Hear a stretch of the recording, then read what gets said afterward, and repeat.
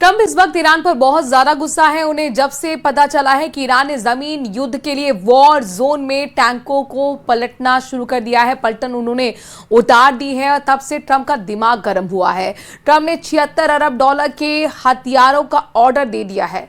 ये सभी हथियार एटमी पावर से चलने वाले विनाशकारी हैं।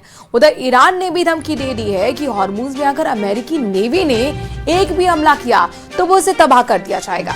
वहीं पेंटागन में ईरान से युद्ध जीतने के लिए कई देशों के एक्सपर्ट से सुझाव मांग लिए गए हैं।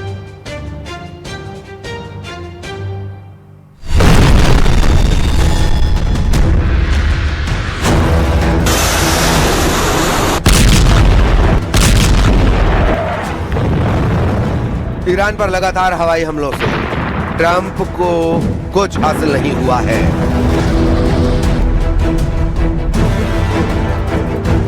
ट्रंप बंकर बस्टर बमों के धमाके कर ईरान को डरा नहीं पाए हैं।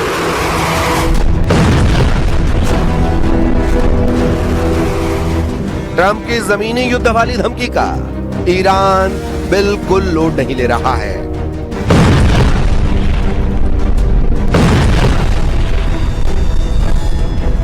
लेकिन अब ट्रंप ने ईरान से जीतने के लिए मदद का हाथ फैलाया है। जिस ईरान को ट्रंप हफ्ते 2 हफ्ते में कुचलकर उससे एटम बम छीन लेने का दावा कर रहे थे, अब उसी ईरान से जीतने के लिए ट्रंप ने झोली फैला दी है। ट्रंप आइडिया मांग रहे हैं, ट्रंप जुगत पूछ रहे हैं, ट्रंप वो हथियार जानना चाहते हैं जिससे ईरान का घमंड तोड़ सकें।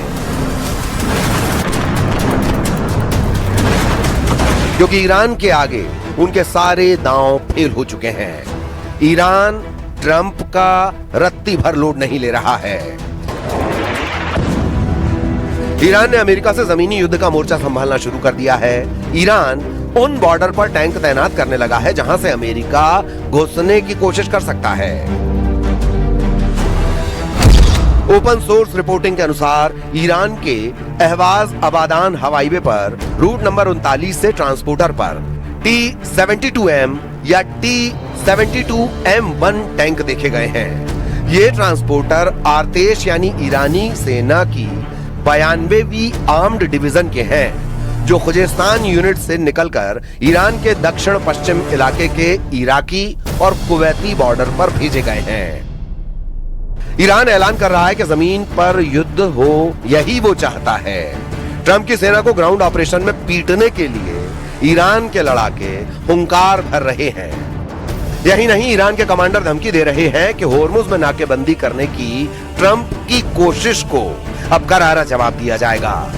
ईरानी मिलिट्री सलाहकार मोहसिन रिजाई ने धमकी दी है कि अगर होर्मुज में यूएस नेवी ने हरकत की तो उसे उड़ा दिया जाएगा। مگه ما میتونیم محاصره دریایی تحمل کنیم؟ حتما برای ناوهای آمریکا، برای پایگاه آمریکا خطرات جدی به وجود خواهد اومد. یعنی ما دست بزنیم رو دست هم دیگه. ईरान के इसी तेवर ने ट्रंप की टेंशन बढ़ा रखी है, क्योंकि मोहसिन रिजाई ने यह दावा किया है कि अब तक अमेरिका ने युद्ध में सैनिकों की मौत का सच तक कबूल नहीं किया है। रेजाई ने दावा किया कि ईरान के लड़ाकों ने सैकड़ों अमेरिकी सैनिकों का सफाया किया है, जबकि अमेरिका ने युद्ध में सिर्फ 18 सैनिकों की मौत की पुष्टि की है। सुप्रीम लीडर मुस्तफा खामनेई के मिलिट्री एडवाइजर मोहसिन रिजाई के मुताबिक जुलाई में हुए हमलों में ईरान ने सैकड़ों अमेरिकी सैनिकों को मार डाला और सैकड़ों को घायल कर दिया है। प्रेस टीवी ने रिजाई के इंटरव्यू का हवाला देकर दावा किया कि अमेरिका ने हाल के हमलों में ईरान के कुल 650 लोगों के घायल होने और मारे जाने की बात मानी है, जबकि ईरानी सूत्रों का अनुमान है कि लगभग 500 अमेरिकी सैनिक मारे गए हैं।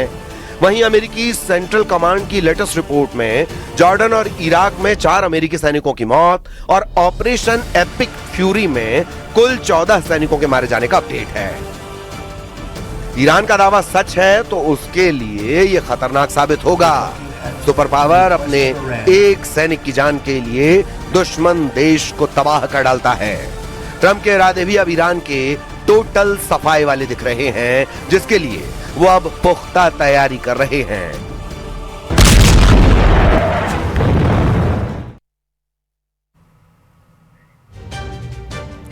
ईरान को झुकाने के लिए अमेरिका अब नए हथियार तलाश रहा है। अमेरिकी सेंट्रल कमांड की ईमेल ने बड़े प्लान का इशारा कर दिया है। ट्रंप का संदेश साफ है कि अगर ईरान झुका नहीं तो अगला वार और खतरनाक होगा।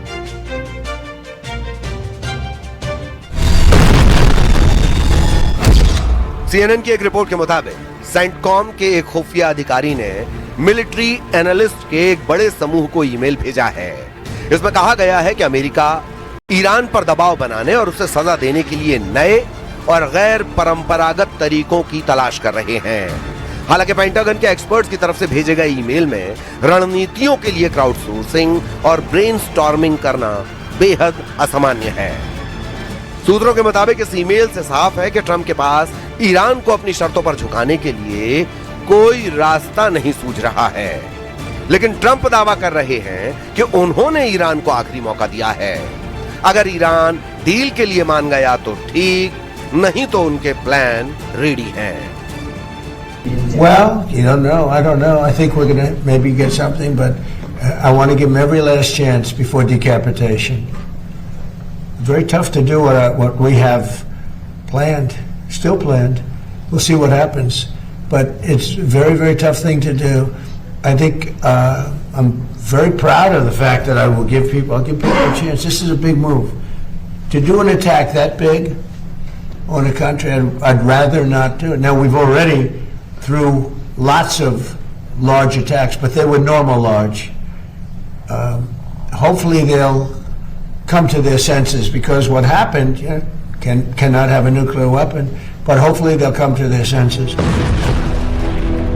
ईरान वॉर को वन साइडेड बनाने के लिए ट्रंप पूरा जोर लगा रहे हैं। सेंटकॉम ने नए तरीके आजमाने के सिग्नल दिए हैं। अमेरिका 3 गैर परंपरागत रणनीतियों पर फोकस करने जा रहा है। इसमें साइबर वॉर पहला है। अमेरिका ईरान के महत्वपूर्ण इंफ्रास्ट्रक्चर को निशाना बना सकता है। जैसा कि रिपोर्ट में दावा किया गया, वाटर सिस्टम और डिसैलिनेशन प्लांट्स पर साइबर अटैक पहले ही युद्ध का एक नया मोर्चा बन चुके हैं। विद्रोह को हवा देना। ईरान में महंगाई और आर्थिक संकट के कारण पहले से ही जनता में भारी असंतोष है। न्यूयॉर्क पोस्ट की रिपोर्ट के मुताबिक ईरान में विपक्षी गुट किसी भी वक्त एक नए राष्ट्रव्यापी विद्रोह की चेतावनी दे रहे हैं। अमेरिका इस आंतरिक गुस्से को गुप्त तरीके से हवा देकर इस्लामिक सरकार को अंदर से कमजोर कर सकता है। तीसरा और आखिरी हथियार ट्रंप आर्थिक नाकेबंदी को बनाने जा रहे हैं। अमेरिकी एक्सपर्ट्स का मानना है कि ईरान को रोकने का एकमात्र तरीका उसकी फंडिंग के सभी रास्ते पूरी तरह बंद कर देना है। इन तीनों तरीकों को ट्रंप पहले भी आजमा चुके हैं, लेकिन तब पूरा फोकस बम मारकर ईरान को हराने का था। मगर ईरान झुका नहीं, तो फिर प्रेशर बढ़ाने का तरीका आजमाया जा सकता है, क्योंकि ईरान के अंदर से भी ऐसी खबरें आ रही हैं कि इस्लामी सरकार में सब कुछ ठीक नहीं। इजराइल के चैनल 14 ने अपनी रिपोर्ट में दावा किया है कि मुस्तफा खामनेई की मसूद पजेश्कियान से ठनी हुई है।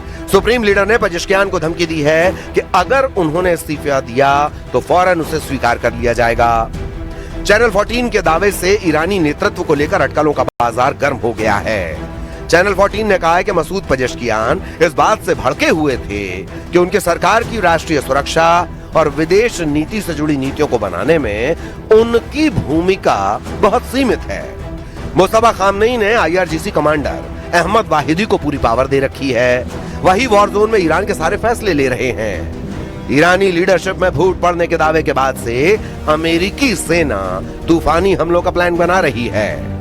ट्रंप ने हथियारों से ईरान को तोड़ने के प्लान को एक्टिव कर रखा है। उन्होंने अमेरिकी नेवी के लिए 14 नई पनडुब्बियां बनाने के लिए 76.6 अरब डॉलर का ऐतिहासिक समझौता किया है। इस डील में कोलंबिया क्लास की 5 परमाणु बैलिस्टिक मिसाइलों से लैस सबमरीन बनाई जाएगी। ट्रंप ने एटमी सबमरीन का contract general dynamics electric board GDEB को दिया है। रिपोर्ट के मुताबिक इन कॉन्ट्रैक्ट्स में वर्जीनिया क्लास की 9 परमाणु अटैक पनडुब्बियां बनाने का काम भी शामिल है। यूएस नेवी ने कहा कि वर्जीनिया क्लास पनडुब्बी एक प्रमुख टैक्टिकल स्ट्राइक और मल्टी मिशन प्लेटफॉर्म है जो समुद्र के नीचे दुनिया भर में लगातार दबदबा बनाए रखती है। IISS की ताजा रिपोर्ट के मुताबिक अमेरिकी नौसेना के पास कुल 65 से ज्यादा एक्टिव परमाणु पनडुब्बियां हैं। नई 14 सबमरीन की पावर जोड़ने के बाद यूएस नेवी कितनी खूंखार होगी अंदाजा लगाना मुश्किल है।